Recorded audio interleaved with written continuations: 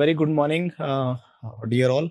Let us start with today's class. That is on software maintenance. And before proceeding for software maintenance, let us understand some real life example for other domains like mechanical industry and electrical products or civil constructed buildings, bridges, etc. All these mechanical, electrical, civil products, all these products deteriorate with time. Means they all have certain life period that they will work for 25 years, 50 years, and so on like that. And their strength deteriorate with time. They start becoming weaken with phase of time, uh, suffering. Taking the pressure of winters, summers, strong sunlights like that. Okay?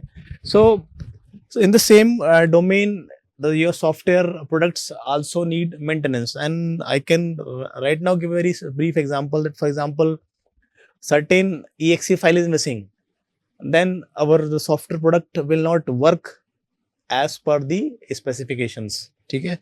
This is one example. Software maintenance and modification and maintenance means some modifications are required to the software.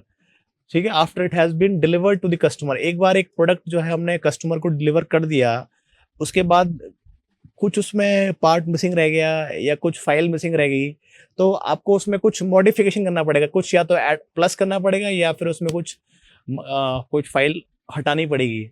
तो this is modification required after delivering the product to the customer is termed as your maintenance.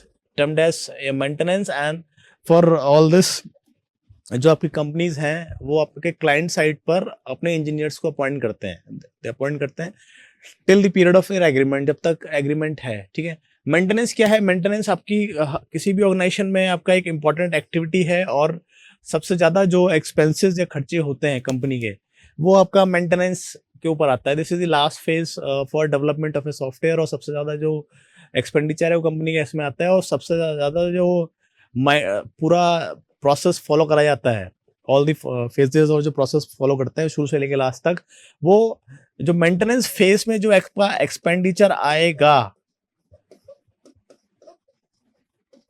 उसके कम करने में सारा दिमाग लगाया जाता है कि ऐसा ना हो कि लास्ट में कोई गड़बड़ी हमें मिले. क्योंकि लास्ट में अगर कोई फॉल्ट मिलती है या कोई गड़बड़ी पकड़ी जाती है, उसको पूरा सही करने के लिए ऐसा हो सकता है कि आपको पूरे उसको एक फेज भी बैक ट्रैक करना पड़ सकता है. ऐसा भी हो सकता है कि आपको 4 फेजेस तक बैक ट्रैक करना पड़े. अब you can very well understand कि अगर आप बैक ट्रैक करोगे, if you will back track, how much time और जो आपका इंजीनियर बैठा है उसको भी कितना दिमाग लगाना पड़ेगा कि अब पूरा बैक ट्रैक करो, सारे काम को समझो कि गड़बड़ कहाँ हो गई. ठीक है. मेंटेनेंस क्या है? इनएविटेबल है सारे प्रोडक्ट्स के लिए. ठीक है. मतलब किसी भी डोमेन की, you can add any industry, that is electrical domain,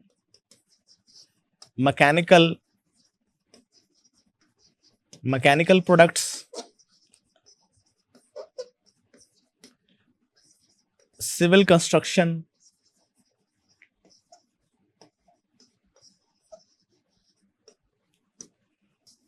all these also need maintenance. All these need maintenance. Products is maintenance due to wear and tear caused by their use. क्योंकि products आपके use होते रहते हैं, तो use हो रहे हैं, कोई उसको अच्छे से यूज करता है, कोई रफली यूज करता है, depending on person to person whether they are skilled person और नॉट स्किल्ड पर्सन. जैसे आपके इलेक्ट्रिकल मैकेनिकल इंडस्ट्रीज में है, आपके लेबर क्लास लोग होते हैं, दे आर आईटीआई ट्रेंड होते हैं. तो सिमिलरली आपका आईटी इंडस्ट्री में है कि जो आपके इंजीनियर्स हैं और जो आपके क्लाइंट साइड प्रोडक्ट्स यूज कर रहे हैं, they are whether train to use that particular product, software product और नॉट. ठीक है. बहुत सारे लोग क्या सोचते हैं कि जो आपके खराब सॉफ्टवेयर हैं उनको मेंटेनेंस की जरूरत होती है. नहीं, जो सॉफ्टवेयर खराब हो चुके हैं उनको वो हटा देते हैं, फेज आउट कर देते हैं। खाली जो आपके गुड सॉफ्टवेयर प्रोडक्ट्स हैं और जो उनको लगता है कि इनको हम एक लंबे टाइम तक यूज कर सकते हैं, सिर्फ उनको ही वो मेंटेनेंस करते हैं। और जो ये फाइनल डिसाइड हो चुका है कि ये प्रोडक्ट एकदम खराब हो चुका है, इसको मेंटेनेंस कराने के बाद कोई बेनिफिट नहीं है, तो उसको फेज आउट कर देते हैं। रियल लाइफ एग्जांपल क्या है, जैसे आपका एक मोबाइल है खराब हो जाता है और आप उसके जो ऑथराइज सर्विस सेंटर पर अगर आप जाते हो, तो कई बार क्या होता है कि वो जो उनका वहाँ इंजीनियर बैठा रहता है, वो देखते बोलता है सर आप नया ले लो, सर आप नया ले लो इससे अच्छा, क्योंकि उसको पता है कि इसका मेंटेनेंस कराने के बाद इसकी कोई गारंटी नहीं है कि ये आपका साथ निभाएगा ही निभाएगा। तो then why to invest money in that, जब उसको ये श्योरिटी है कि 99% साथ निभाने वाला नहीं है, then why to invest in maintenance. कोई समझदारी नहीं है, ठीक है। प्रोडक्ट मेंटेनेंस फॉर तीन तरह की आपकी मेंटेनेंस मानी गई है। एक करेक्टिव माना है, अडेप्टिव माना है और परफेक्टिव माना है। तीनों को समझ लेते हैं कि तीनों अलग अलग टाइप की मेंटेनेंसेस क्या है, क्या बोलती है।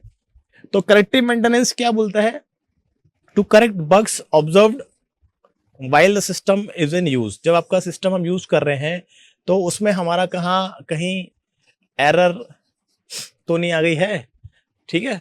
करेक्टिव मेंटेनेंस क्या बोल रहा है सॉफ्टवेयर प्रोडक्ट्स के लिए कि हम आपको एक कुछ बग सिस्टम चल रहा है आपका, ठीक है। अब बीच में क्या हुआ कि सिस्टम ने आपका काम करना बंद कर दिया, तो ये हो सकता है कि आपके सिस्टम में कहीं कोई एरर आ गई हो, कोई फाइल मिसिंग है या कोई दूसरा बोले कि इनपुट एरर आ गई, ठीक है। इनपुट चाहिए था इंटीजर में और जो आपका डेवलपर है उसने उसको कोड में फ्लोट में सेट किया हुआ है, इस तरह से इस टाइप की error. To enhance performance of the system of the products, आप जो आपका प्रोडक्ट है उसका परफॉर्मेंस अगर आपको एनहांस करना है तो आपको करेक्टिव मेंटेनेंस में जाना पड़ेगा आपको। अब एक एग्जांपल आप ले सकते हो कि आपकी हार्डवेयर की कैपेसिटी आपको बढ़ानी पड़ेगी, और ये तो आपका हार्डवेयर पार्ट पे हो गया एग्जांपल। लेकिन अगर इसको सॉफ्टवेयर की तरफ लेके जाएं तो प्रोडक्ट की परफॉर्मेंस बढ़ाना, प्रोडक्ट की, चाहे वो किसी भी डोमेन का हो, मैं जनरल बात बोल रहा हूँ कि चाहे वो किसी भी डोमेन का हो। अब बेसिकली जो आपके इलेक्ट्रिकल और मैकेनिकल प्रोडक्ट्स हैं, इनमें भी बैकग्राउंड में आपके जो है सॉफ्टवेयर्स काम करते हैं। भाई आप इसको ऐसे समझ लो, वॉशिंग मशीन है, वॉशिंग मशीन का जो मूवमेंट है वो फिक्स है, उसमें कहीं ना कोई प्रोग्रामिंग मेथड या प्रोग्रामिंग मैकेनिज्म फिट होगा कि इतने देर मूव करना है, इतनी देर इस डायरेक्शन में मूव करना है और इतनी देर इस डायरेक्शन में मूव करना है, ठीक है। ठीक है, आगे बात करें। सॉफ्टवेयर प्रोडक्ट्स मेंटेनेंस चाहिए, एक तरह से बोले कि पोर्टिंग चाहिए when customers need products to run on a new platform. अब ये अडेप्टिव मेंटेनेंस की बात कर रहे हैं कि एक आपका ऐसा मेंटेनेंस जिसमें हम ये चाह रहे हैं कि हमारा जो सॉफ्टवेयर प्रोडक्ट है जो वो, क्योंकि वो अब एक नए एनवायरनमेंट में है, नए प्लेटफॉर्म्स पे काम कर रहा है, नए प्लेटफॉर्म्स पर काम कर रहा है, और हम चाहते हैं कि हमारा जो सॉफ्टवेयर प्रोडक्ट है वो आपके नए एनवायरनमेंट में अडेप्ट हो जाए, वो आपके नए एनवायरनमेंट में क्या हो जाए, अडेप्ट हो जाए, ठीक है। ठीक है, फॉर एग्जांपल आपका सॉफ्टवेयर प्रोडक्ट था वो आपका विंडोज में काम कर रहा था। अब आप क्लाइंट साइट पे आपने अपना प्रोडक्ट दे दिया और वहाँ पे लिनक्स में काम होता है, ठीक है। तो उन्होंने बोला कि हम हमारे को सिस्टम्स को जो है हमारी इंफॉर्मेशन सेफ मोड में रखनी है, तो इसलिए we are using Linux and Unix that is considered more safer in comparison to your Windows and Windows XP in terms of frauds। तो अब आपको उसको अब हम चाह रहे हैं कि हमारा जो सॉफ्टवेयर प्रोडक्ट है वो यूनिक्स या लाइनेक्स पर प्लेटफॉर्म पर रन हो, मतलब इसको अडेप्ट कर ले। तो इसको अडेप्ट करने के लिए हो सकता है कि हमें कुछ फाइल्स इसमें ऐड ऑन करनी पड़े ताकि हमारा प्रोडक्ट जो है वो इन दोनों प्लेटफॉर्म्स पर बकायदा रन हो पाए, या ऐसा भी हो सकता है कोई फाइल हमें हटानी पड़े, ऐसा भी हो सकता है। जरूरी नहीं ना कि हमें ऐसा खाली ऐड ऑन ही करना पड़े, कोई फाइल हटानी ही पड़ सकती है। नए प्लेटफॉर्म्स पर हमारा सॉफ्टवेयर रन हो जाए, नए ऑपरेटिंग सिस्टम्स जो मैंने अभी एग्जांपल बोला कि यूनिक्स और लाइनेक्स पर रन हो जाए, need the product to interface with new hardware और सॉफ्टवेयर, कि हमारा जो जो प्रोडक्ट है वो आपके हार्डवेयर और सॉफ्टवेयर के साथ उसकी इंटरफेसिंग अच्छे से हो जाए। ठीक है, तो इंटरफेसिंग आप सिंपल टर्म्स में समझिए कि इंटरफेसिंग मीन्स एक तरह से कनेक्टिविटी अच्छे से हो जाए जिससे काम में कहीं कोई समस्या ना आए। नीड द, ठीक है, product to interface with new hardware और सॉफ्टवेयर। जो हमारा प्रोडक्ट था हमने माना कि उसका नाम हमने रख दिया लेट्स से XYZ। ठीक है, अब हमारा प्रोडक्ट जो है वो हार्डवेयर के साथ भी अडेप्ट हो जाए और हमारा प्रोडक्ट जो ऑलरेडी एग्जिस्टिंग सॉफ्टवेयर है वो उसके साथ भी जो है वो अडेप्ट हो जाए। बट ऑब्वियसली बात है ना भाई कि आपका जो प्रोडक्ट है, फॉर एग्जांपल ये XYZ आपका एक एप्लीकेशन सॉफ्टवेयर है, फॉर एग्जांपल एप्लीकेशन सॉफ्टवेयर है, तो ये किसी ना किसी प्लेटफॉर्म के ऊपर तो रन करेगा। ये जिस प्लेटफॉर्म के ऊपर रन कर रहा है वो सिस्टम सॉफ्टवेयर है। सिस्टम सॉफ्टवेयर किसी ना किसी हार्डवेयर के ऊपर रन करेगा। ठीक है भाई, परफेक्टिव मेंटेनेंस की तरफ आते हैं। परफेक्टिव मेंटेनेंस आपका क्या बोलता है? Support new features required by the users. अब परफेक्ट नाम ही इसका ये है भाई, परफेक्टिव मेंटेनेंस। हमको हमारे सिस्टम्स को क्लाइंट के अकॉर्डिंग परफेक्ट बनाना है, क्योंकि अब सिंपल टर्म्स में बोले तो क्लाइंट्स क्या है? क्लाइंट आपका सर्वे सर्वा है। ठीक है, क्लाइंट इज सर्वे सर्वा।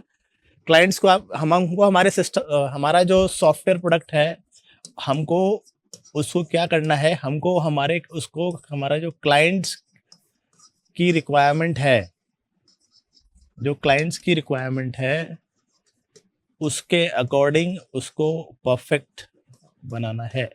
और अल्टीमेट ऑब्जेक्टिव क्या है? अल्टीमेट ऑब्जेक्टिव है टू मेक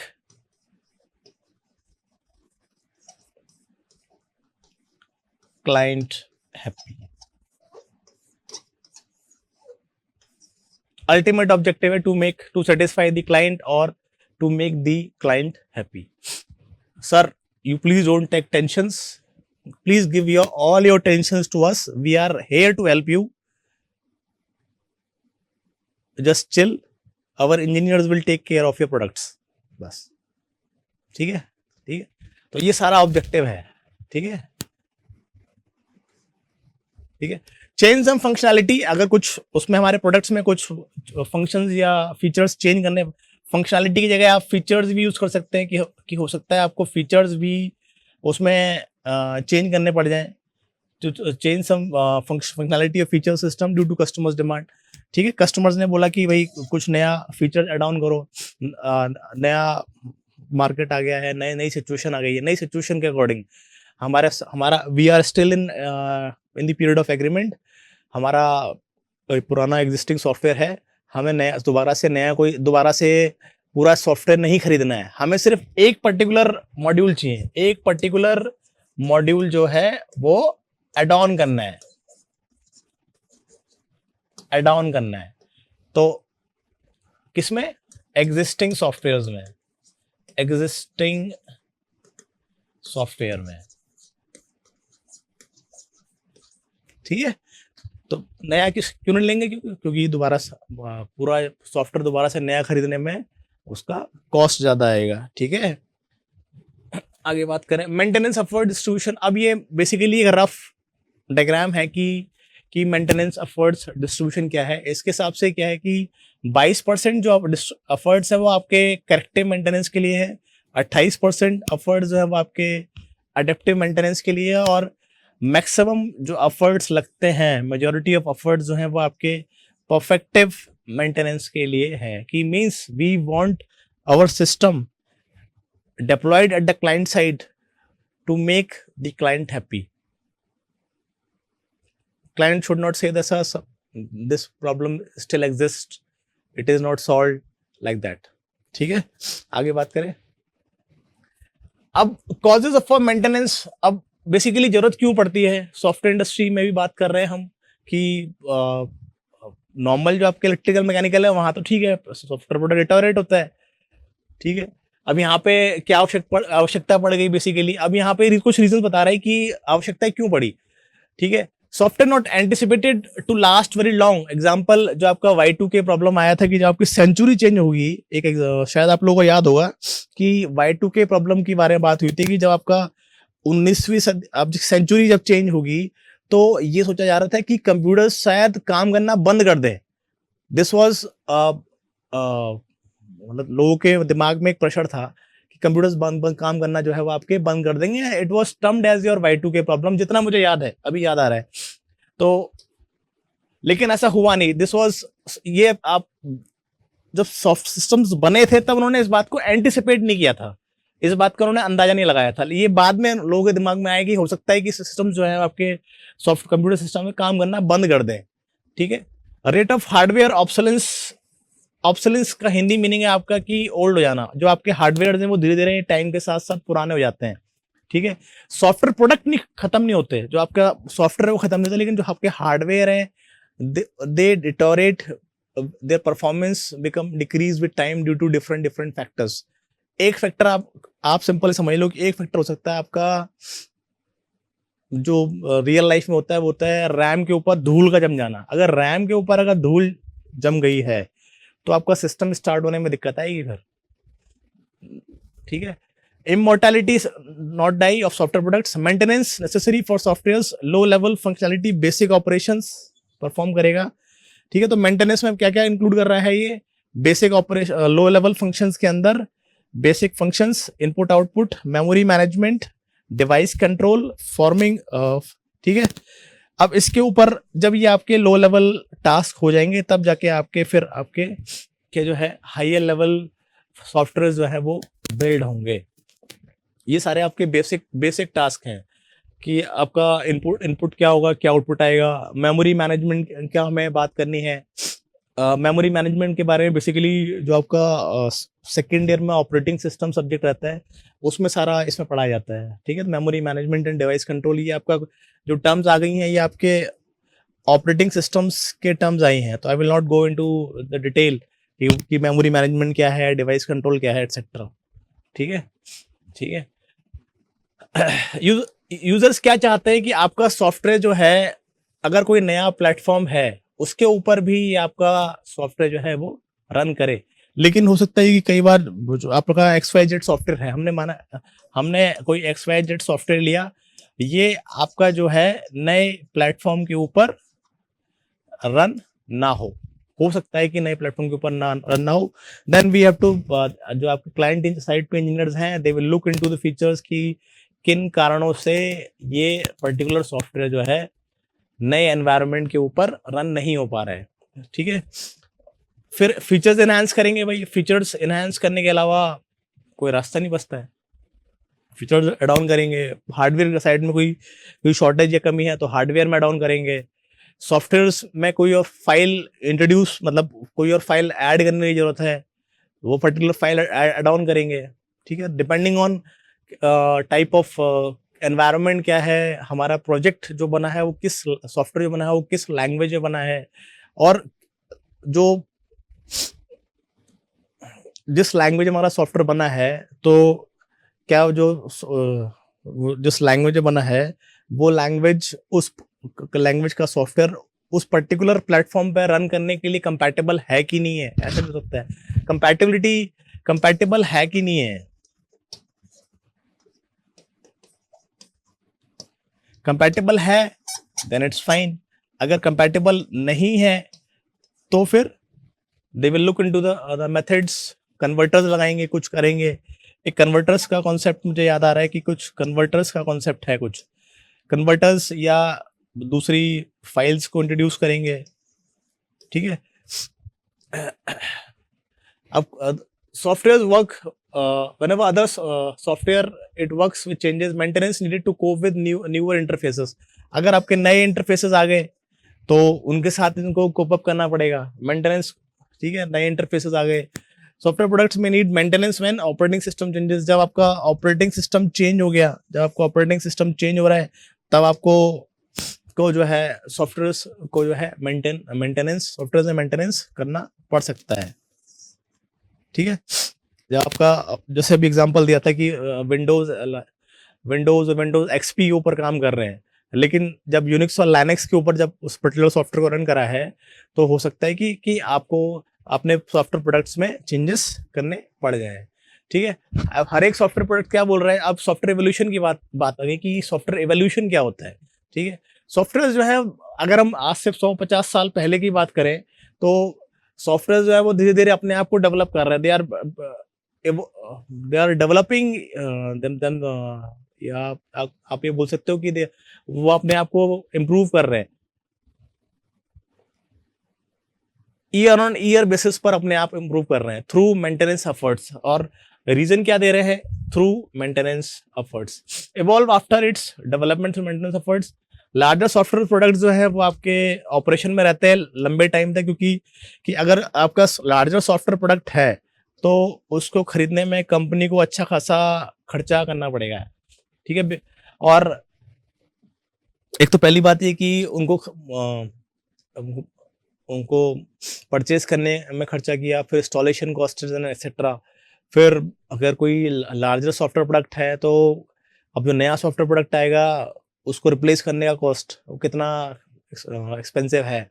ठीक है, तो यहाँ पर रीजन लिखा हुआ है कितना एक्सपेंसिव है। तो लार्जर सॉफ्टवेयर प्रोडक्ट्स को कंपनीज जो हैं एक लॉन्ग टाइम तक जो है उसे चलाती हैं। लॉज ऑफ मेंटेनेंस क्या बोलता है कि there will always be lot of old softwares needing maintenance. कुछ पुराने सॉफ्टवेयर्स हैं जिनको मेंटेनेंस की आवश्यकता है। This is one law of softwares. ठीक है, गुड सॉफ्टवेयर प्रोडक्ट्स, जो अच्छे सॉफ्टवेयर प्रोडक्ट्स हैं उनको हम मेंटेन करते हैं, बाकी जो बैड हैं उनको हम थ्रो अवे कर देते हैं, they are just thrown away. ये जैसे अभी मोबाइल का एग्जांपल दिया था कि मेंटेनेंस में पैसा लगाने के बाद भी आपका सॉफ्टवेयर प्रोडक्ट सही काम नहीं करेगा। This is might be one reason industry में वो प्रोडक्ट को फेज आउट कर देते हैं। ठीक है, ठीक है। लॉज ऑफ मेंटेनेंस के अंदर लेमन्स सर ने कुछ लॉज दिए थे कि software products must change continuously and become progressively less useful. Software products जो है वो आपके टाइम के साथ साथ वो आपके चेंज होते रहते हैं एंड धीरे धीरे वो उनकी उपयोगिता कम होने लगती है। अब बेसिकली हो क्या रहा है कि ऐसा शायद इसलिए बोला होगा क्योंकि डे ऑन डे बेसिस पर आपके आईटी इंडस्ट्री में जो आपके टेक्नोलॉजिकल चेंजेस हैं वो बहुत फास्ट हैं। The rate of change of technology is very fast. ठीक है, ठीक है। और जो कुछ नई लेटेस्ट टेक्नोलॉजीज हैं आपकी, robotics, artificial intelligence, machine learning, genetic programming, और दीज आर फ्यू एग्जांपल्स। ये कुछ मैं कुछ नए एग्जांपल्स दे रहा हूँ। आईओटी, इसके अलावा और भी हैं, बहुत सारी हैं, तकरीबन 8-10 का। डेटा साइंस, ठीक है, इसके अलावा और भी होंगे कुछ। तो इसलिए बोल रहा है कि जो नई टेक्नोलॉजी आती है वो पुराने की कंपैरिजन में कुछ नया एड ऑन लेके आती है, in terms of working, in terms of time saving, in terms of cost saving. फिर बाद में कंपनीज को लगता है कि नई टेक्नोलॉजी पुरानी टेक्नोलॉजी को फेज आउट करके कुछ टाइम में नए प्रोडक्ट्स लेकर आएंगे, जिससे हमारा टाइम कम लगेगा प्रोडक्ट मैन्युफैक्चरिंग में, सॉफ्टवेयर मैन्युफैक्चरिंग में। और जो प्रोडक्ट मैन्युफैक्चर होगा, सॉफ्टवेयर में बनेगा, वो आपकी अच्छी क्वालिटी का बनेगा। मतलब low input and high output. This is the motive of all IT companies. Minimum cost, maximum output. ठीक है भाई। अब लेमन सेकेंड लॉ क्या बोलता है? Maintain when software is maintain its structured में डिग्रेड। अब बेसिकली जो आपका इसका जो मेन स्ट्रक्चर है, जो मेन इसके मॉड्यूल्स हैं, उसमें हो सकता है कि चेंजेस करने पड़ जाएं। मेन जो स्ट्रक्चर है वो उसमें आपके कुछ डोमेन्स में चेंज हो जाए। अब भाई सिंपल सी बात है, आपका एक बिल्डिंग है, उसमें आप बार बार मेंटेनेंस करे जा रहे हो, कभी कुछ। स्ट्रक्चर में चेंज आएगा ना, कुछ तो चेंज आएगा ही। आम बात है, नॉर्मल सी बात है, सेम कॉन्सेप्ट यहाँ अप्लाई हो रहा है भाई। अब बार बार उसमें चेंजेस करे जा रहे हो तो बट ऑब्वियसली बात है जो उसका मेन कोर डोमेन्स है they might also get affected, simple सी बात। ठीक है, ठीक है। अब ये चेंज हो सकता है। अब क्या क्या बोल रहा है कि कोर स्ट्रक्चर, यहाँ पे आप एक और वर्ड ऐड कर सकते हो कि कोर स्ट्रक्चर में डिग्रेड और कोर स्ट्रक्चर में चेंज, सॉरी कोर स्ट्रक्चर में चेंज। तो अब यहाँ पे क्या बोल रहे हैं कि अगर आपने अनलेस एक्टिव एफर्ट्स नहीं बना के रखे इस फिनोमिना, मतलब सोच के नहीं रखा कि हमें जो मेन कोर स्ट्रक्चर है उसको चेंज नहीं करना है, खाली जो उसका आउटर डोमेन है उसको ही उसमें चेंजेस करने हैं, unless active efforts are made to avoid this phenomena, तो हो सकता है कि आपके कोर स्ट्रक्चर जो है वो चेंज हो जाएंगे, core parts. Lehman third law क्या बोल रहा है, programs over a programs life time rate of development is approximately constant. जो आपके रेट ऑफ डेवलपमेंट आता है किसी भी प्रोग्राम का वो आपका अप्रोक्सीमेटली सेम या कांस्टेंट रहता है प्रोग्राम्स लाइफ टाइम। जब तक आपका सॉफ्टवेयर चलेगा, बनेगा उसके बाद चलेगा, जो रेट ऑफ डेवलपमेंट आता है वो आपका ऑलमोस्ट सेम रहता है। अदर लॉज ऑफ मेंटेनेंस, ये आपके जो दूसरे और भी लॉज हैं, program will undergo significance changes change during operation phase of their life cycle. ठीक है, तो कई सारे चेंजेस इसके हिसाब से जो है कि कई सारे चेंजेस पॉसिबल है, इसके हिसाब से जो है कई सारे चेंजेस पॉसिबल हैं, चाहे हमारा इंटेंशन हो चाहे ना हो, चेंजेस आर पॉसिबल। ठीक है, सारे जो बड़े प्रोग्राम हैं, बड़े सॉफ्टवेयर हैं, उनमें पूरे लाइफ साइकिल में चेंजेस आर पॉसिबल। ठीक है, तो एक लाइन याद कर लो आप कि चेंजेस आर पॉसिबल बस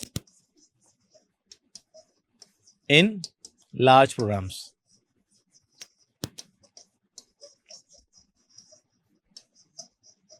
बस इतना दिमाग में रख लो, चेंजेस पॉसिबल है। ठीक है, आगे बात करें, unstructured code bad programs legacy है। मेजर मेंटेनेंस प्रॉब्लम्स क्या है कि जो बड़ी बड़ी मेंटेनेंस प्रॉब्लम्स क्यों आ रही है। ठीक है, तो बड़ी बड़ी मेंटेनेंस प्रॉब्लम्स क्यों आ रही है, बेसिकली क्या बोल रहा है कि आपका अनस्ट्रक्चर्ड कोड है। तो अनस्ट्रक्चर्ड कोड बेसिकली, अब तो खैर नहीं, पहले से जो पहले के टाइम की बात करें अगर हम 60 साल पहले की, तो आपका अनस्ट्रक्चर्ड कोड रहता था। तो we were having that was because of bad programs. और हम यहाँ पे बैड प्रोग्राम्स क्यों बोलेंगे, बैड प्रोग्राम्स इसलिए बोलेंगे क्योंकि कि आपकी जो प्रोग्रामिंग थी that was not mythological, that was not structured, that was not methodological. And in my last previous lectures we have given example of this type of methodology of software working. तो अभी मैं कहूँगा कि bad programme इसलिए क्योंकि जो आपका method of development था it was not structured. Maintenance programs, insufficient knowledge, अगर आपकी नॉलेज इनसफिशिएंट है सिस्टम्स के डोमेन के बारे में तो आपको दिक्कत आएगी। Insufficient knowledge of the systems और द एप्लीकेशन डोमेन, किस डोमेन पे काम कर रहे हैं, किस तरह के इंजीनियर्स रिक्वायर्ड है उस पर्टिकुलर डोमेन पे काम करने के लिए।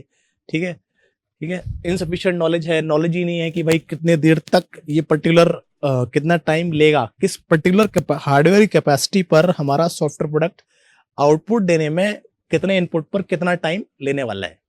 ठीक है, this is software maintenance has a bad image. Software maintenance की जो आईटी इंडस्ट्री के अंदर जो इमेज है, आईटी इंडस्ट्री के अंदर जो आपकी इसकी इमेज है वो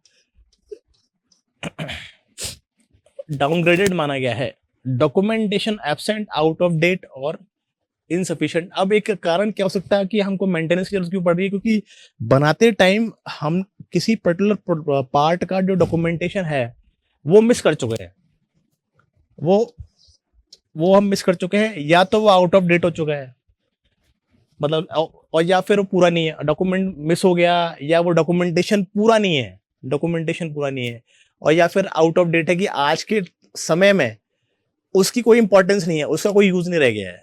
ठीक है, ठीक है, आगे बात करें। Maintenance team is usually different from development team. Maintenance की जो टीम है रहती है आपकी आईटी इंडस्ट्री के अंदर, वो आपकी डेवलपमेंट टीम से अलग है। लेकिन यहाँ पे उन्होंने ये बात लिखी है कि maintenance has a bad image. तो अब मैं आपको एक बार बताऊं, इसमें आईटी इंडस्ट्री के अंदर जो मैंने समझा है कि आप किसी भी इंजीनियर के रोल को अंडरमाइन नहीं कर सकते, चाहे वो आपका SRS फेज में हो, चाहे वो आपका डेवलपमेंट फेज में हो, चाहे वो आपका मेंटेनेंस फेज में हो, चाहे वो आपका टेस्टिंग फेज में हो. Means the key point is that you cannot undermine the role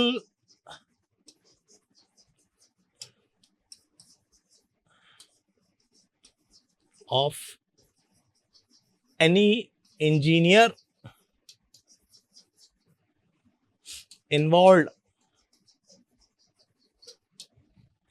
ठीक है भाई, बात समझ में आ गई. आप किसी के रोल को अंडरमाइन नहीं कर सकते हो. देयर कंपनसेशन माइट वेरी, लेकिन you can not undermine the role. अब एक रियल लाइफ एग्जांपल से आप समझ लो अब इस बात को, कि आपका एक ऑर्गेनाइजेशन है, ठीक है, आपके क्लास 4 एम्प्लॉयज उसमें काम करते हैं. उनका काम क्या है, वो सारे एम्प्लॉयज से पहले आएंगे, सारे एम्प्लॉयज से बाद में जाएंगे, लॉक खोलेंगे और शाम को लॉक लगाएंगे.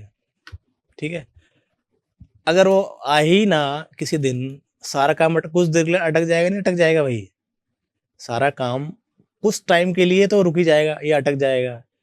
तो यहां से आप ये समझ सकते हो कि you can not undermine the role of any engineer. ठीक है, even after reading all documentation very difficult to understand why a thing was done in a certain way. तो कई बार यहाँ पे एग्जांपल दे रहा है कि सब कुछ पढ़ने के बाद भी ये समझना मुश्किल हो जाता है कि एक पर्टिकुलर काम को हमने इस पर्टिकुलर तरीके से सही क्यों करा. भाई अलग अलग इंजीनियर्स हैं भाई देखो n नंबर ऑफ इंजीनियर्स हैं. अब ये n नंबर ऑफ इंजीनियर्स के काम करने के n नंबर ऑफ वेज हो सकते हैं. अब उस समय जो आपके इंजीनियर थे उसके माइंड में क्या आया, अगर वो डॉक्यूमेंटेशन करा हुआ है तब तो अगले इंजीनियर के लिए उसको समझना आसान है, अदरवाइज इस इंजीनियर के लिए उसको समझना डिफिकल्ट टास्क है. ठीक है भाई, आज के लिए इतना ही काफी है. अगले लेक्चर में पढ़ते हैं इसको. ठीक है, ओके.